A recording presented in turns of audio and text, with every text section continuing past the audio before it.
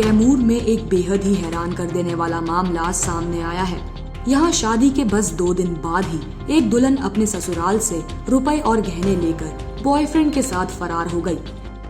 गुरुवार के दिन जब महिला का पति सो रहा था, तभी बाइक पर सवार एक शख्स आया और घर में सज धज कर बैठी दुल्हन को अपने साथ भगा ले गया।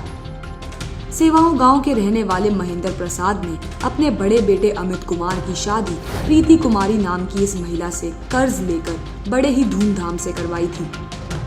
2 दिन तक अमित और प्रीति के बीच सब ठीक था, लेकिन तीसरे दिन की दोपहर को प्रीति ने अपने पति के सोने के बाद घर में रखे 30,000 नकद और लाखों के जेवरात लेकर फरार हो गई। जेवरात में कान की बाली, मांग टीका, नथुनी, मंगलसूत्र और पायल थे।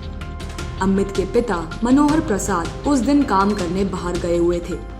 घर में उनकी पत्नी, बेटा, बहू, पिता और माँ थे।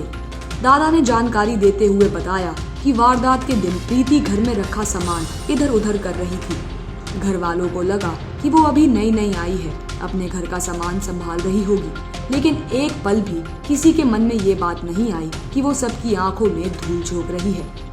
प्रीति के ससुर ने बताया कि बहू के घर से किसी पराये मर्द के साथ भागने की खबर उन्हें जैसे ही मिली, उन्होंने अपने साले को प्रीति के गांव भेजा।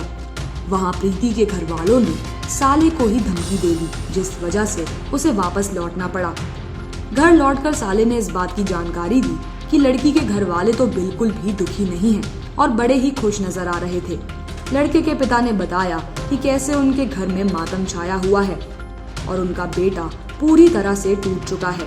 जिस बहू को इतने धूमधाम से लेकर आए थे, वो सबको चूना लगाकर किसी और के साथ भाग गई।